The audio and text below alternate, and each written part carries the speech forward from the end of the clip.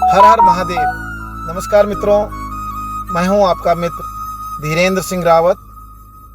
मेरे गांव का नाम चांदपुर, पट्टी पैनो, रिखणी खाल, पौड़ी गढ़वाल। मित्रों, आप सभी शिव भक्तों के लिए आज मैं दिव्य धाम टांडा महादेव मंदिर के गौरवशाली इतिहास से जुड़ी कुछ रोचक जानकारी देने जा रहा हूं। मित्रों,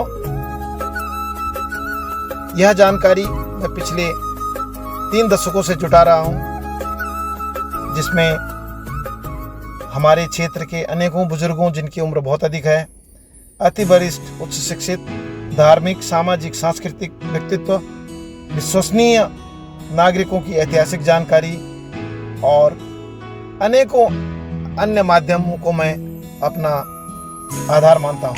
मित्रों, टांडा महादेव मंदिर पर मैंने लिखित रूप में टांडा महादेव का इतिहास भी लिखा है और आज इस वीडियो के माध्यम से मैं आपके सामने टांडा महादेव मंदिर से जुड़ी कुछ जानकारियां रखने जा रहा हूं। मित्रों,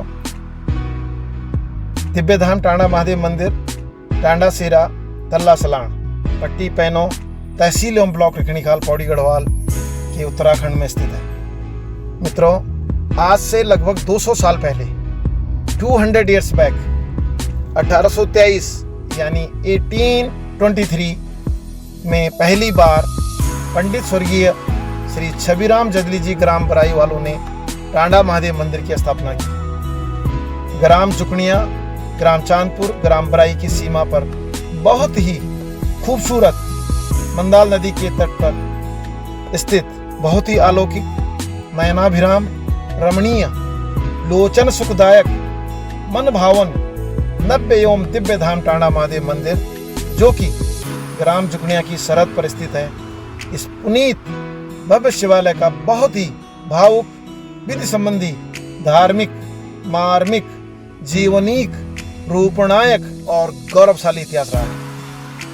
दिव्य धाम टांडा महादेव मंदिर के इतिहास को अच्छी तरह से समझने के लिए मैं मंदिर विषय से हटकर कुछ अलग अलग छोटे छोटे विषयों पर भी प्रकाश डालना जरूरी समझता हूँ, क्योंकि कहीं न कहीं ये सब छोटे छोटे विषय आपस में एक दूसरे से जुड़े हुए हैं। मित्रों, दिव्य धाम टांडा महादेव मंदिर को क्षेत्रीय जनता एवं अनंत शिव भक्तों ने आज ही नहीं बल्कि सदियों से अपने दिल में अमिट रूप में अंकित करके रखा हुआ है। हाँ, ये बात जरूर है कि भोलेनाथ के इतने खास महत्व वाले मंदिर के इतने बड़े धार्मिक और गौरवशाली इतिहास को आज तक किसी ने भी जनता के सामने लिखित रूप में नहीं रखा।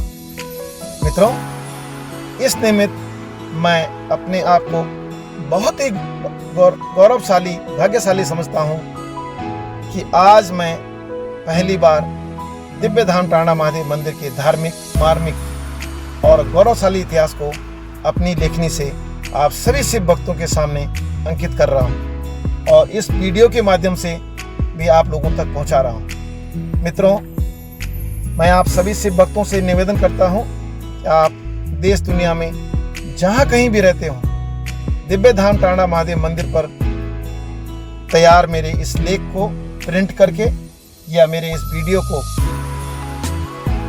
किसी सीडी या इलेक्ट्रॉनिक मीडिया में संजोकर रख सकते हैं, जिससे कि कालांतर में हमारी आने वाली पीढ़ियां भी दिव्य धाम टांडा महादेव मंदिर के गौरवशाली इतिहास को जान सके और समझ सके। मित्रों, आज से लगभग 200 साल पहले 1823 में पहली बार क्षेत्र के बहुत ही प्रसिद्ध पुजारी, जाने माने व्यवसायी एवं हमारे क्षेत्र के धनी व्यक्तियों में से एक व्यक्ति स्वर्गीय श्री छबीराम जदली जी एवं उनके पुत्रों स्वर्गीय श्री तारादत्त जदली जी, स्वर्गीय श्री हरिदत्त जदली जी ग्राम बराई, पट्टी पैनो, रिखणी खाल, पौड़ी गढ़वाल वालों द्वारा जुकनिया शहर में टांडा महादेव मंदिर की स्थापना की गई। पंडित स्वर्गीय श्री छबीराम जदली जी को क्षेत्र में सिपाही नाम से भी जाना जाता था, क्योंकि उस समय पूरे क्षेत्र में बहुत ही गिने चुने लोगों में से एक वे भी सेवा से सेवानिवृत्त सिपाही थे। बराई गांव में आज भी कई स्थानों को उनकी यादगार में सिपाही का भीड़ू, सिपाही का खिलाण, सिपाही का थामण, सिपाही की गोट, सिपाही का जिंगला आदि नामों से जाना जाता है। वर्तमान समय में भी बराई गांव का आदरणीय जदली परिवार पूरे क्षेत्र में निरंकार देवता का एकमात्र पुजारी है। मंदिर स्थापना से कुछ साल पहले ग्राम जुकनिया बड़ा के पंडित स्वर्गीय श्री रामदयाल देवरानी जी के पिताजी एवं स्वर्गीय श्री ज्ञानादत्त देवरानी जी, जो कि रामदयाल देवरानी जी के पिताजी थे, स्वर्गीय श्री ज्ञानादत्त देवरानी जी, उनके दादाजी और उनके अन्य देवरानी परिवारों द्वारा संतान प्राप्ति हेतु पुण्य श्रद्धा भाव से जुकनिया शहर में कुछ जमीन ग्राम बराई के पुजारी स्वर्गीय श्री तारादत्त जदली जी के परिवार को दान स्वरूप भेंट की गई। मित्रों, मंदिर का नाम टांडा महादेव क्यों पड़ा? ध्यान देने वाली बात यह है कि आज से 200 साल पहले इस जगह का नाम टांडा शहर नहीं था, बल्कि केवल जुकनिया शहर था, जहां उस मंदिर स्थल वाले एक ऊंचे खेत में अस्थायी रूप में एक टंड्या वार्ड मचान बना रहता था। मंदिर बनने से पहले इस जगह का नाम केवल जुकनिया शहर ही था। गढ़वाली बोली में टांड का मतलब होता है टंड्या या वार्ड, या जिसे हिंदी भाषा में मचान भी कहते हैं। आज भी जिस जगह पर मंदिर स्थापित है, केवल उस जगह टांडा शहर के अन्य खेतों से कुछ ऊंचाई पर स्थित है। इसलिए ऊंचाई की वजह से शहर में खेती बाड़ी का काम करने वाले ग्राम जुकनिया के किसान लोग इस जगह पर टंड्या वार्ड या मचान बनाकर वहां पर अपना राशन पानी रखना और उस ऊंची जगह का लाभ पाकर, जहां से शहर के अन्य सारे खेत साफ नजर आए, जंगली जानवरों जैसे सुंगर, गूणी, बांदर, चखुला आदि को भगाकर अपनी खेती की रक्षा किया करते थे। बहुत से में उस जगह पर मंदिर स्थापित होने की वजह से उस जगह का नाम टांडा महादेव मंदिर पड़ गया और अगल बगल के खेतों पूरे जुकनिया शहर को भी टांडा शहर नाम से पुकारने लगे। मित्रों, पंडित स्वर्गीय श्री छबीराम जदली जी, जो कि स्वर्गीय श्री तारादत्त जदली जी के पिताजी थे, क्योंकि वो मंदालपार दूसरे गांव बराई के थे और उनको स्वर्गीय श्री ज्ञानादत्त देवरानी जी, स्वर्गीय श्री रामदयाल देवरानी जी के पिताजी जुगनिया वाले, उनके द्वारा दान स्वरूप प्राप्त एक खेत पर खेती करने के लिए मंदाल पार करके टांडा शहर आना कुछ प्रायोगिक यानी प्रैक्टिकल नहीं लगा, क्योंकि उस जमाने पे मंदाल नदी पे कहीं पे पुल भी नहीं था। इसलिए उन्होंने उस भूमि पर महादेव मंदिर का निर्माण करने का फैसला लिया। पुराने जमाने में पैसा किसी के पास भी नहीं होता था। जिसके पास तिजारत, खेती बाड़ी, पालतू जानवर आदि होते थे, उसी को धनी आदमी माना जाता था, क्योंकि उस समय दुकानों में भी वस्तु विनिमय प्रणाली, या जिसको बिलायती में इंग्लिश में बार्टर सिस्टम कहते हैं, वह चलता था। पैसा किसी भी आम आदमी के पास न तो था और न ही पैसे की खास जरूरत पड़ती थी। आप अपनी जरूरत की हर वस्तु, कपड़ा, चाय, चीनी, गुड़, नमक, तेल आदि हर सामान अपना दूसरा अनाज दुकान में वस्तु विनिमय प्रणाली या बार्टर सिस्टम से जमा करके वस्तु मूल्यांकन के बाद उसके बदले कुछ भी दूसरा सामान खरीद सकते थे।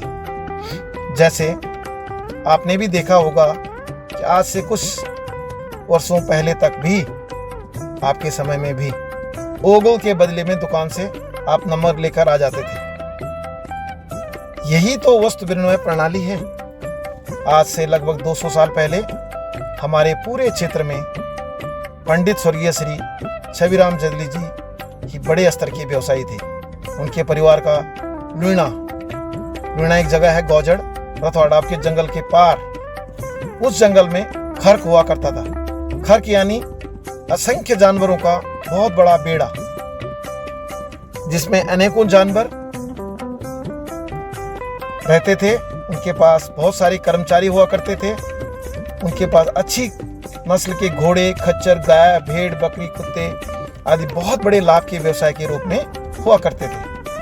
पंडित स्वर्गीय श्री छविराम जदली जी क्योंकि बड़े आदमी थे, इसलिए वो कभी भी पैदल नहीं चलते थे। वे केवल घोड़े में ही एक जगह से दूसरी जगह जाया करते थे। उस जमाने में उनकी शान की सवारी घोड़ा ही होता था। जैसे आज आप लोग अपने शान की सवारी में दुनिया की महंगी कारों जैसे Rolls Royce, Bugatti, BMW, Mercedes आदि को समझते हैं। आज की पीढ़ी के लिए पुजारी जी पंडित स्वर्गीय श्री छविराम जदली जी के परिवार के बारे में बताना भी बहुत जरूरी है। पंडित स्वर्गीय छविराम जदली जी के 2 पुत्र थे। पंडित स्वर्गीय छविराम जदली जी के ज्येष्ठ पुत्र का नाम स्वर्गीय तारादास जदली जी था, जिनके पुत्र स्वर्गीय योगेश्वर प्रसाद जदली जी, उनके पुत्र श्री कृष्ण जदली जी जिनको कृषि कहते हैं, सुदर्शन कुमार जदली जी, वेद प्रकाश जदली जी, सतीश जदली जी, जो कि आज उनकी वर्तमान पीढ़ी है। पंडित स्वर्गीय छविराम जदली जी के कनिष्ठ पुत्र का नाम श्री हरिदत्त जदली जी था। उनके 3 पुत्र हुए, स्वर्गीय श्री सीताराम जदली जी, स्वर्गीय जोगेश्वर प्रसाद जदली जी एवं श्री दामोदर प्रसाद जदली जी। दामोदर प्रसाद जदली जी अभी भी हैं। स्वर्गीय श्री सीताराम जदली जी की पुत्रियां श्रीमती सिद्धि देवी जी, श्रीमती विद्या देवी जी, श्रीमती सरोजनी देवी जी और स्वर्गीय श्री जोगेश्वर प्रसाद जदली जी के पुत्र दीपक जदली जी और दामोदर प्रसाद जदली जी के पुत्र विनोद जदली जी और मनोज जदली जी, जो कि उनकी आज की पीढ़ी है। मित्रों, ऐसा भी माना गया है कि मंदिरों का निर्माण हमेशा आम जनता से चंदा, दान, धनराशि एकत्र करके और भिक्षा मांग कर ही करना चाहिए, तभी वह मंदिर बहुत फलदायी होता है। मंदिरों को हमेशा ही सार्वजनिक रूप में ही देखा जाना चाहिए। मंदिरों को सार्वजनिक रूप ही देना चाहिए। कभी भी मंदिरों को व्यक्तिगत रूप या किसी एक परिवार की संपत्ति के रूप में स्थापित नहीं करना चाहिए। यहाँ तक कि यह भी माना जाता है कि कभी भी अपने घर में बहुत बड़ा मंदिर स्थापित नहीं करना चाहिए। घर के मंदिर का और किसी एक गांव के, व्यक्तिगत गांव के भैरव देवता के मंदिर का स्वरूप छोटा ही अच्छा रहता है। किसी भी धनी व्यक्ति को अपने अकेले स्वयं के पैसे से पूरे मंदिर का निर्माण नहीं करना चाहिए। पंडित स्वर्गीय श्री छविराम जदली जी क्योंकि पैसे से बहुत धनी थे, उन्होंने टांडा महादेव मंदिर का निर्माण उस जमाने में अकेले अपने पैसे से किया। टांडा महादेव मंदिर उस समय केवल पत्थरों का और पटवाला, जिनको खपरेल कहते हैं, उनका था। स्वर्गीय श्री छविराम जदली जी एवं उनके पुत्र स्वर्गीय श्री तारादास जदली जी के नाम का टांडा महादेव मंदिर स्मारक के रूप में स्मारक शिला कुछ दशकों पहले तक भी टांडा महादेव मंदिर में विराजमान थी। शायद टांडा महादेव मंदिर समिति से जुड़े कुछ वरिष्ठ बुजुर्गों को इस बात का ज्ञान होगा।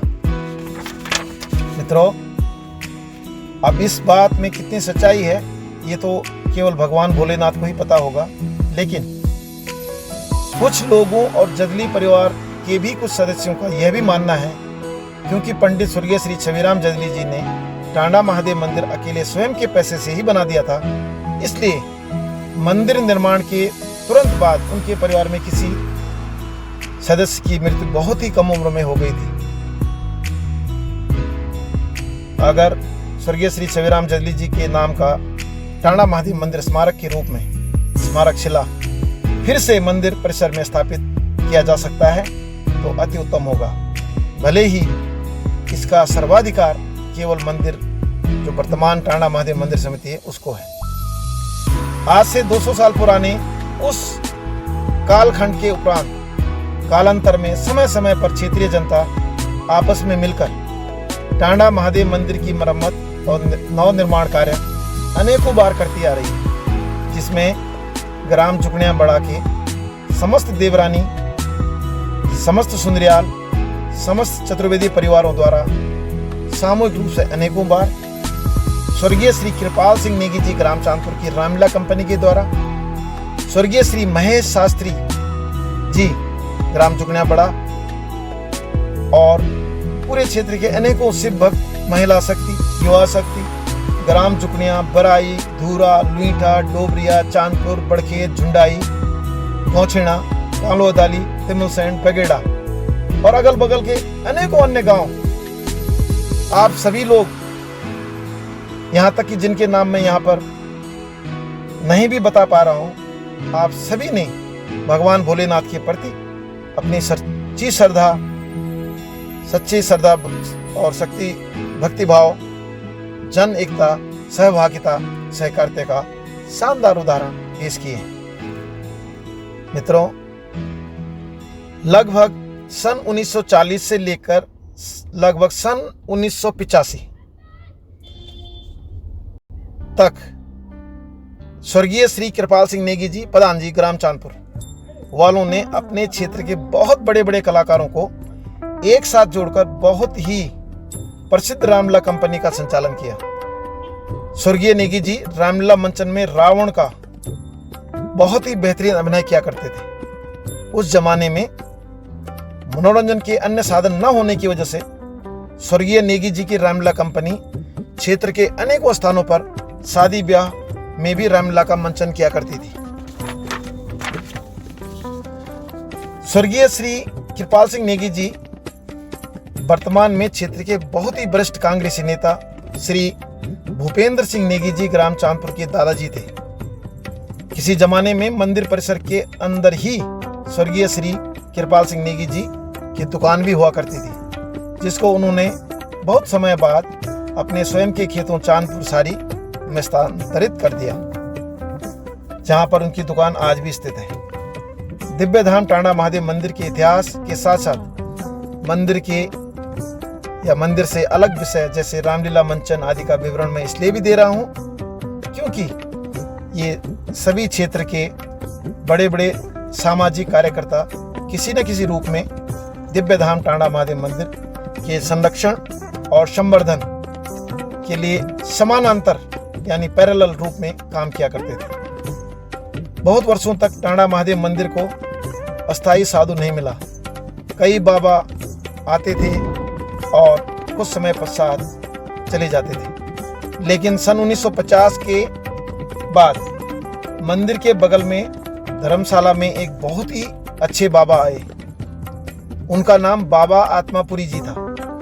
बाबा जी काफी छोटे कद के थे, इसलिए स्थानीय जनता उनको बूटी बाबा जी के नाम से भी पुकारती थी। कुछ समय पश्चात एक और साध्वी माता मंगला भारती जी भी मंदिर में आई। ये दोनों बहुत ही अच्छे थे और स्थानीय जनता इन दोनों को बहुत ही पसंद करती थी। ये आने जाने वाले किसी भी राहगीर को बिना खाना खिलाए नहीं जाने देते थे और लोगों की बहुत मदद करते थे। बाबा आत्मापुरी जी के स्वर्गवास के बाद भी साध्वी माता मंगला भारती जी सन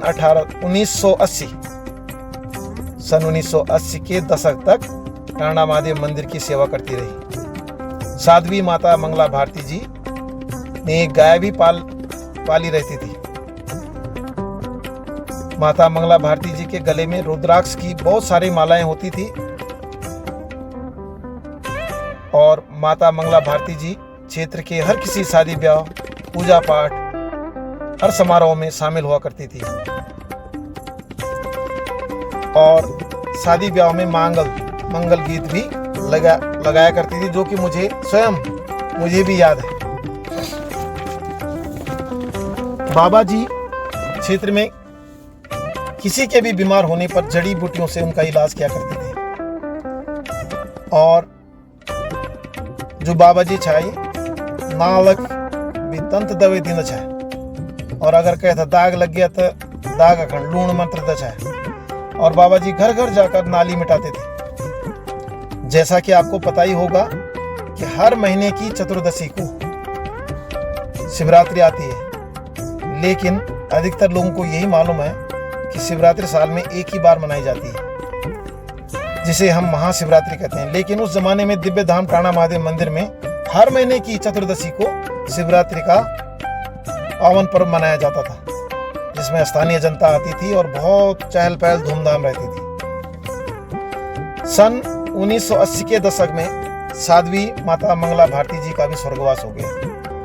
आज भी मंदिर से मंदाल नदी के लिए उतरने वाली सीढ़ियों के बगल में बाबा आत्मापुरी जी और माता मंगला भारती जी की पवित्र समाधि स्थित है। एक बात की मैं आपको गारंटी देता हूं मित्रों, कि अगर आप सच्चे श्रद्धा भाव से भोलेनाथ जी की पूजा करते हो तो आपके जीवन की सारी मुसीबतें दूर हो जाती हैं। अगर आप मर्यादा पुरुषोत्तम भगवान श्री राम जी की दिल से पूजा करते हो तो बजरंगबली हनुमान आप पर बहुत प्रसन्न होते हैं। अगर आपने बजरंगबली हनुमान जी को खुश कर दिया तो आप दुनिया की जो भी चीज, संतान, धन दौलत, गाड़ी, बंगला, वैभव, कीर्ति, यश आदि जीवन की अनंत खुशियां मांगो तो आपको गारंटी के साथ मिलती ही है। और मित्रों, आप इस काम को आजमा के देख लो, आप पे जरूर कृपा होगी। आज से 3 दशक पहले 1994 में बड़का सैनिक स्कूल के रामलीला मंचन में वहाँ पे जो भी दान धनराशि एकत्र होती थी, हमारी रामलीला कमेटी ने उस धनराशि से श्री नागेंद्र सिंह नेगी जी बड़के तल्ला के सानिध्य में टांडा महादेव मंदिर में जीर्णोद्धार का थोड़ा बहुत काम करवाया था। मंदाल नदी से सीढ़ियां ऊपर चढ़कर जहां पर आज स्वर्गीय श्री महेशानंद देवरानी जी के नाम का द्वार स्थापित है, वहां पर हमने एक प्रवेश द्वार की स्थापना भी करवाई थी आज से लगभग 30 साल पहले, लेकिन कुछ समय बाद उसकी मरम्मत न होने की वजह से भी वह टूट गया। मित्रों, मैं आप लोगों के संज्ञान में एक और बात लाना चाहता हूं कि श्री नागेंद्र सिंह नेगी जी केवल आज ही नहीं बल्कि पिछले 30 साल से, और मैं स्वयं नागेंद्र सिंह नेगी जी के साथ में पिछले 30 साल से हम दिव्य धाम टांडा महादेव मंदिर के संरक्षण संवर्धन हेतु छुटमुट कार्य करते आ रहे हैं। उसके पश्चात अनेक बार स्वर्गीय श्री महेश चंद शास्त्री जी जुगना बड़ा वालों ने मंदिर मरम्मत एवं धर्मशाला का निर्माण भी करवाया। आज से 2 वर्ष पूर्व सन 2021 में स्वर्गीय श्री महेश चंद शास्त्री जी के दिल में टांडा महादेव मंदिर के पुनर्निर्माण या नव निर्माण का विचार आया। शास्त्री जी ने अपने बड़े भाई श्री जगदीश देवरानी जी, अपने अन्य भाइयों ग्राम प्रधान जी जुगनिया, अपने समस्त ग्रामवासियों, क्षेत्रवासियों की सहमति से टांडा महादेव मंदिर के नव निर्माण के लिए विश्वास प्राप्त किया। उस समय स्वर्गीय श्री शास्त्री जी को ज्ञात हुआ कि उसी समय हाल ही में श्री नागेंद्र सिंह नेगी जी बड़के तल्ला वालों ने नागेंद्र सिंह नेगी जी के सौजन्य से सौलीखान बाजार में एक विशाल हनुमान मंदिर का नव निर्माण हुआ है। इसलिए सबसे पहले शास्त्री जी अपने गांव के कुछ लोगों, ग्राम प्रधान जी और अपने करीबी मित्र शिक्षाविद श्री सत्येंद्र सिंह रावत जी ग्राम गौचना वालों के साथ में हनुमान मंदिर सौलीखान गए। मंदिर दर्शन करने के बाद स्वर्गीय श्री शास्त्री जी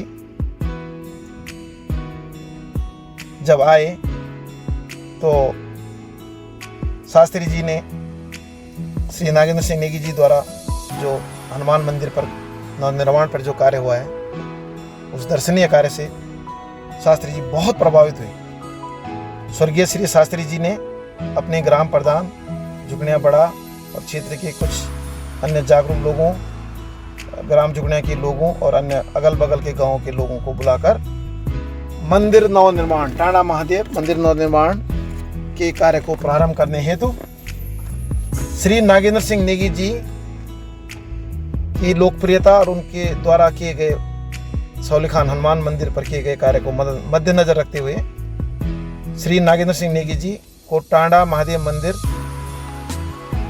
के नव निर्माण के लिए संचालक नियुक्त किया। उसके बाद स्वर्गीय श्री महेश चंद्र शास्त्री ने मुझे भी हिंदुस्तान से बाहर, क्योंकि मैं इंडिया में नहीं रहता हूँ, मुझे दूरभाष पर बात करके इस पुण्य कार्य में श्री नागेंद्र सिंह नेगी जी का बढ़ चढ़ कर साथ देने की प्रेरणा दी। स्वर्गीय शास्त्री जी ने मुझे कहा कि आप दोनों ही इस पुण्य कार्य को अच्छे से संचालित कर सकते हो। मित्रों, उसके बाद मैंने अपने अनेक मित्रों की मदद से आप अधिक से अधिक लोगों को देश दुनिया के अलग अलग कोनों से आज की इंटरनेट की खास संचार तकनीकी व्हाट्सएप का सदुपयोग करके टांडा महादेव मंदिर नवनिर्माण मुहिम में जोड़ा। और अगर मैं दिल से कहूँ तो आप सब ने मिलकर दिव्य धाम टांडा महादेव मंदिर को इतना विशाल एवं ऐतिहासिक वर्तमान स्वरूप देकर तो सच में कमाल ही कर दिया।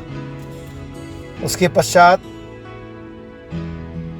श्री नागेंद्र सिंह नेगी जी के कुशल संचालन में मंदिर नवनिर्माण प्रारंभ करने से पहले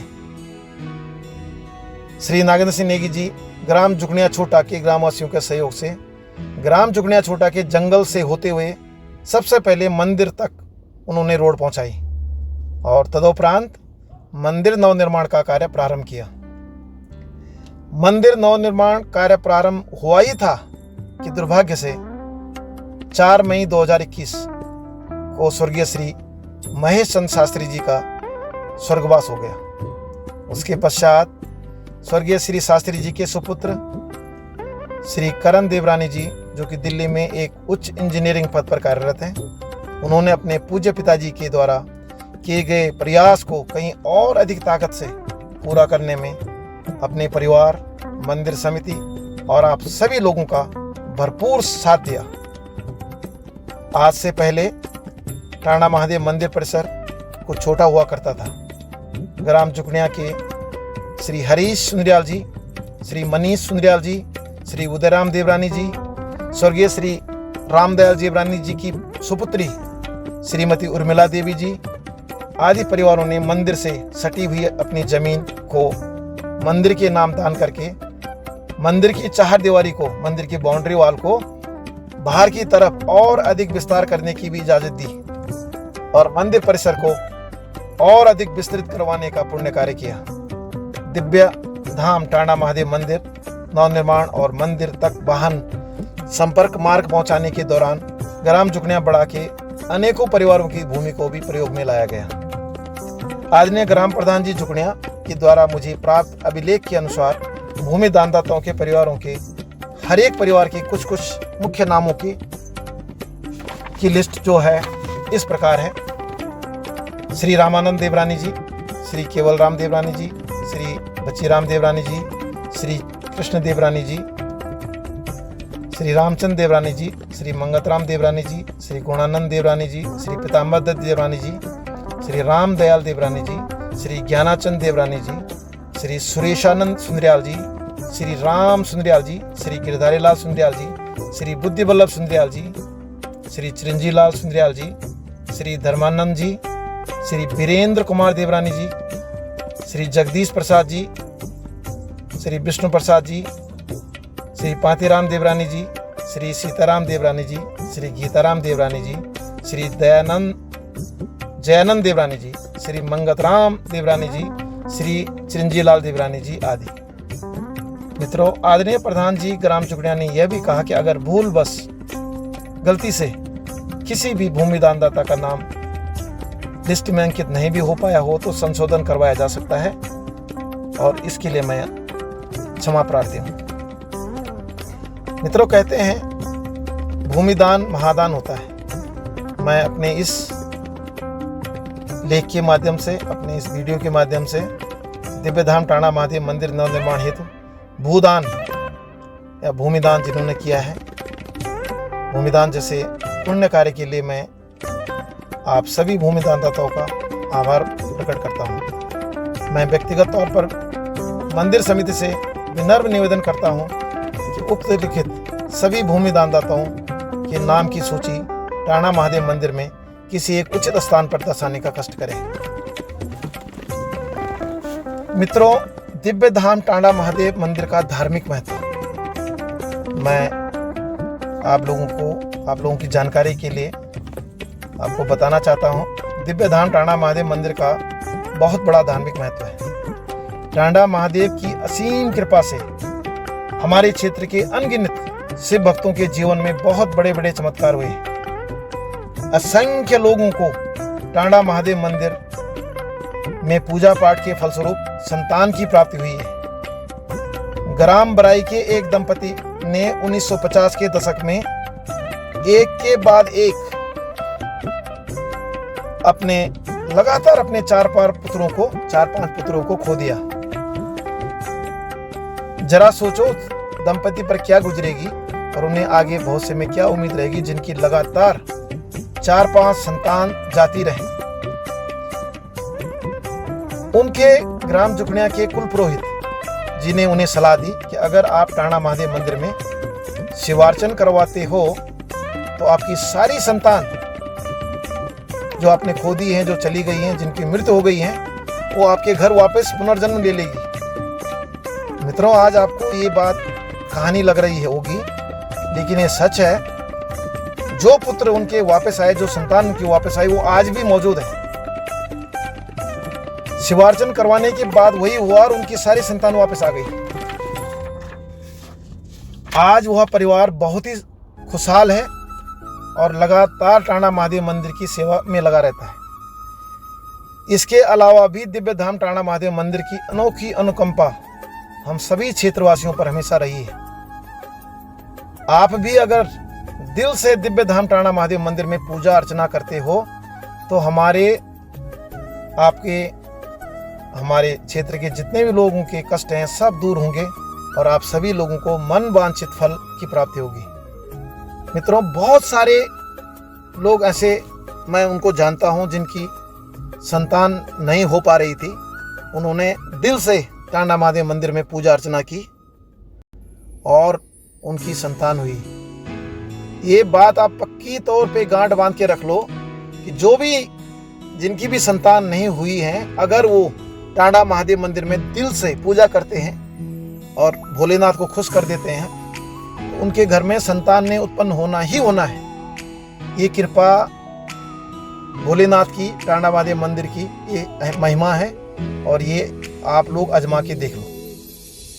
मैं बहुत सारे लोगों को जानता हूँ, चांदपुर, जुकनिया, बराई, बड़खेत, तिमलसेन बगेड़ा, जिनकी शादी के 20-20 साल तक संतान नहीं हुई, लेकिन जब उन्होंने अपने पुरोहित के कहने पे टांडा महादेव मंदिर में पूजा अर्चना की तो उनकी 1-2 नहीं बहुत सारी संतानें हुई हैं, जबकि शादी के 20-20 साल लग गए, कोई संतान नहीं थी। मैं यहाँ पे नाम नहीं गिनवाना चाहता हूँ क्योंकि बहुत सारे लोगों को मैं जानता हूँ। ग्राम जुकनिया बड़ा के कई लोग हैं, बड़खेत के हैं, जुकनिया के हैं, चांदपुर के हैं, बराई के हैं।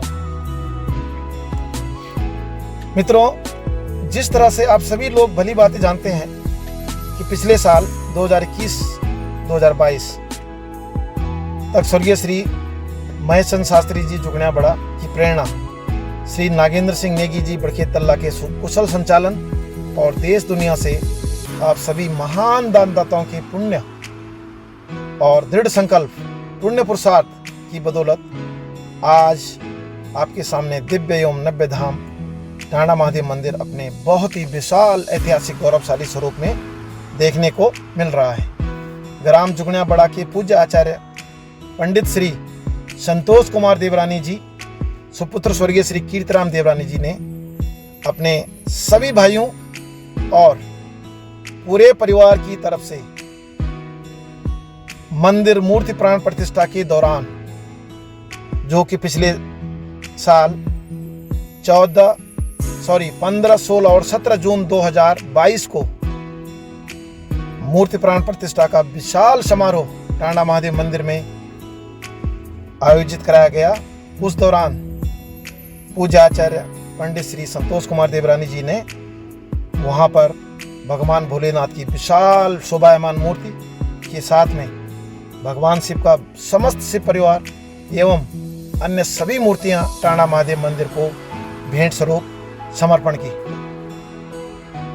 मैं आप सभी दानदाताओं का क्षमा प्रार्थी हूं कि आप हर एक का नाम मैं यहाँ पर अंकित नहीं कर पा रहा हूँ, क्योंकि आप सभी लोग अच्छी तरह से जानते हैं कि लिस्ट बहुत लंबी है और ऐसे में किसी का भी नाम अगर छूट जाए तो कहीं वो लोग नाराज न हो जाए। दान राशि 1 रुपया हो, 1 लाख रुपए हो या फिर 10 लाख रुपए हो, भोलेनाथ के चरणों में स्वच्छ श्रद्धा भाव की गुणवत्ता और तीव्रता को नापा जाता है, ना कि दान राशि की क्रय क्षमता को। इसलिए मेरी नज़र में भी आप सभी हजारों दानदाता एक समान ही हो। दिव्य धाम टांडा महादेव मंदिर के गौरवशाली इतिहास को आज की पीढ़ी और युग युगांतर तक आने वाली पीढ़ियों तक पहुंचाने के लिए मेरी पिछले 3 दशकों की गहन खोज, मेरा रिसर्च, अपने क्षेत्र के अनेकों बुजुर्गों जिनकी उम्र बहुत ही अधिक है, वरिष्ठ, अति वरिष्ठ, उच्च शिक्षित, धार्मिक, सामाजिक, सांस्कृतिक, साहित्यिक व्यक्तित्व, विश्वसनीय नागरिकों की ऐतिहासिक जानकारी, व्यक्ति, ऐतिहासिक साक्ष्य एवं भू अभिलेखों को मैं अपना मूल आधार मानता हूँ। मित्रों, यह आलेख लिखकर मेरा उद्देश्य केवल दिव्य धाम टांडा महादेव मंदिर के गौरवशाली इतिहास को आप सभी सब भक्तों तक पहुंचाना है। मंदिर और सनातन धर्म का प्रचार प्रसार मात्र है। मेरा यह आलेख अगर, मेरा यह वीडियो या मेरा यह आलेख अगर आप, ये जो मैंने अनेकों स्रोतों से अलग अलग कालखंड में प्राप्त किया है, उसकी जानकारी को मैंने जुटाया है, ये सब उसी पर आधारित है। मेरे इस आलेख में अगर, मेरे इस वीडियो में अगर कहीं पर भी आपको त्रुटि नज़र आती हो या मेरी इन्फॉर्मेशन आपको गलत लगती हो, उसके लिए मैं क्षमा प्रार्थी हूँ। अगर आप लोगों में से किसी भी सज्जन के पास दिव्य धाम टांडा महादेव मंदिर के गौरवशाली इतिहास के बारे में और अधिक सटीक जानकारी उपलब्ध है तो कृपया मुझसे साझा करने का कष्ट करें। मैं आपके द्वारा प्रदान की गई जानकारी की मदद से अपने, जो मैंने टांडा महादेव मंदिर पर इतिहास लिखा है, ये जो लेख लिखा है, ये जो संकलन किया है या वीडियो तैयार किया है, इसको मैं इसमें मैं संशोधन करने का पूरा प्रयास करूंगा। मेरा विचार है मित्रों, आगे भी भविष्य में मेरा विचार है कि हम दिव्य धाम टांडा महादेव मंदिर के गौरवशाली इतिहास पर एक सुंदर पत्रिका का प्रकाशन करें, जिसमें दिव्य धाम टांडा महादेव मंदिर के गौरवशाली इतिहास, देश दुनिया से आप सभी शिव भक्तों के अलग अलग धार्मिक आध्यात्मिक लेख, आज तक टांडा महादेव मंदिर में आयोजित सभी अनुष्ठानों के छायाचित्र, जिनको फोटोज कहते हैं, और आपके रचनात्मक सुझावों को शामिल किया जाए। पत्रिका प्रकाशित होने के बाद उसको मंदिर में भविष्य में होने वाले अनुष्ठान में आने वाले सभी शिव भक्तों में वितरित किया जाए।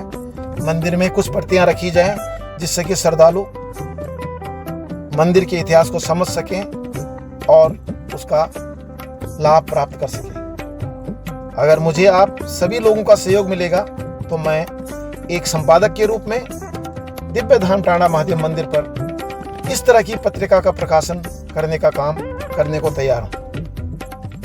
भगवान भोलेनाथ आप सभी लोगों पर अपनी असीम अनुकंपा बनाए रखें। हर हर महादेव, हर घर महादेव, जय टांडा महादेव, सनातन धर्म की जय। मैं आपका मित्र धीरेन्द्र सिंह रावत, ग्राम चांदपुर।